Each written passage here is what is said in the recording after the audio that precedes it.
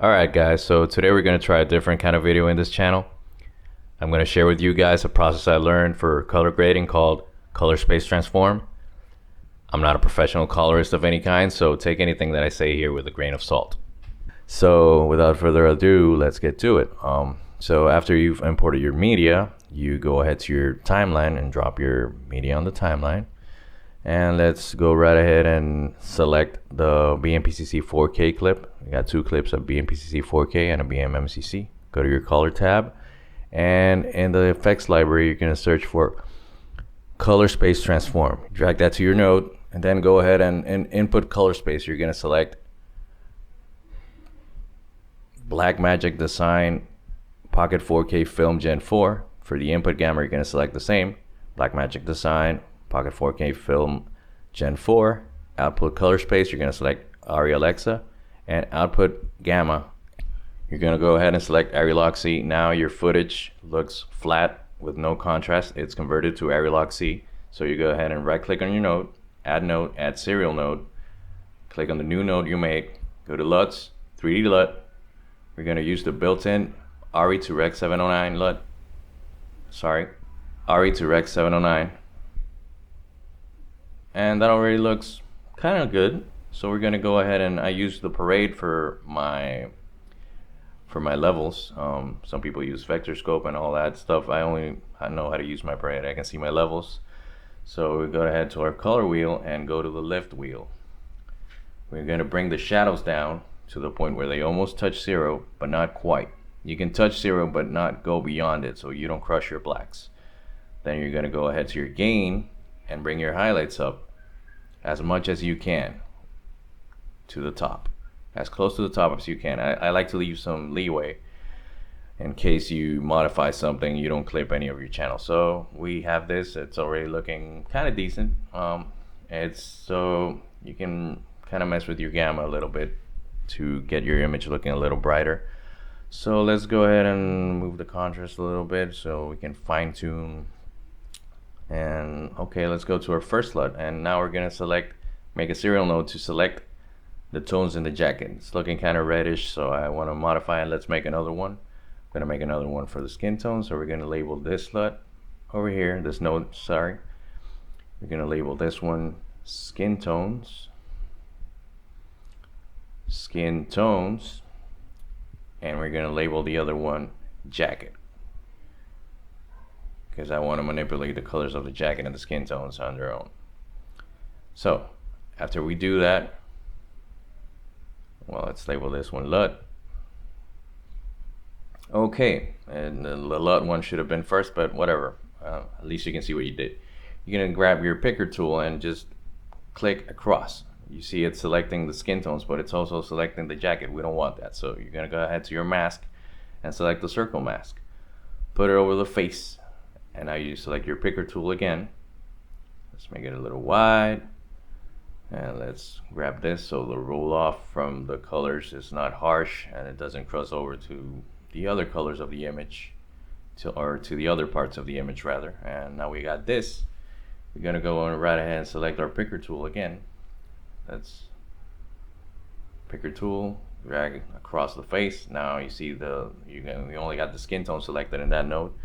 So we're gonna go to our RGB mixer and bring down the red channel a little bit. Now it's looking kind of pale, now it's looking kind of red. Well, let's leave it at that for now. That's looking okay.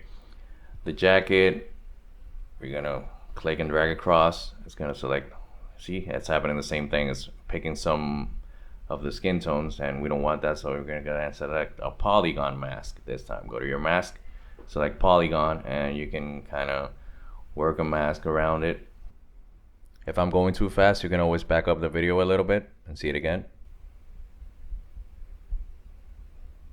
And just go, ballpark around the jacket. It doesn't have to be perfect or anything. Just close enough that it only picks the jacket and it doesn't get the neck, skin tones, or anything like that, or the C. And go ahead and select your inside and outside softness. So the roll off from the color correction you're gonna make is soft and doesn't spill out to what's around it and doesn't look weird or anything.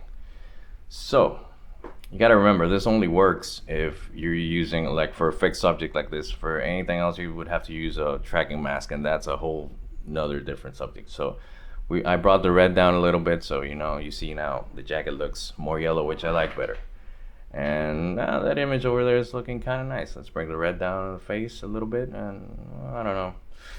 You can move around your gamma. That looks weird. Don't touch that. You can bring down the saturation so it doesn't look so saturated, and mess with your image a little bit. You can mess with it till you get it to where you like it. That doesn't look that bad. You can fine tune and move little parameters here and there so you can get the image to where you like it. So I think that's a good starting point. That doesn't look that bad already. So I think we can go ahead and try the Bmmcc clip now. This is one that's a little easier. The process is actually more simple. You're gonna go ahead and start the same way. Go to your color space transform in the library, drag it to your node, but instead we're just gonna use the input color space and select directly Arri Alexa. Why do I do that? I don't know. This camera it works better in this camera this way. I've done it the other way. You can try it. It works. It's not bad. So let's go ahead and set our contrast. Bring it down to almost touches 0, but not quite. And bring your gain up. This one wasn't as properly exposed as the other one, so I'm not gonna get it up so much because it's gonna bring up everything in the image, including the noise, and you don't necessarily want that. I feel the image is a little red, so you go to your RGB mixer and bring down the red channel a little bit. So we're gonna do the same thing we did with the Bmpcc 4K footage. Let's go into a raw tab first, select clip, and you can change the white balance and saturate the image a little bit. See, it looks a little more saturated there, a little more punchy colors. That's kind of what we're looking for right now. So let's go ahead and create, right click, add serial node, and add another node, just like before, one for the jacket and one for the skin tones.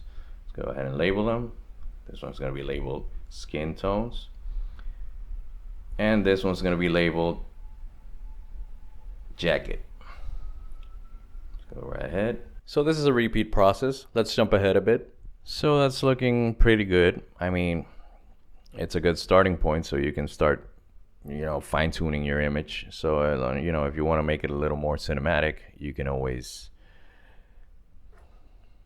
go to your timeline and change the output blanking to 235:1 so we can get that wide aspect ratio, and there you go for the cinematic look. So yeah, guys, that's pretty much it for now. I mean, I hope you guys got something out of this. Like I said, take anything I said with a grain of salt, and if you enjoy this type of content, let me know in the comments, and I'll see you in the next one.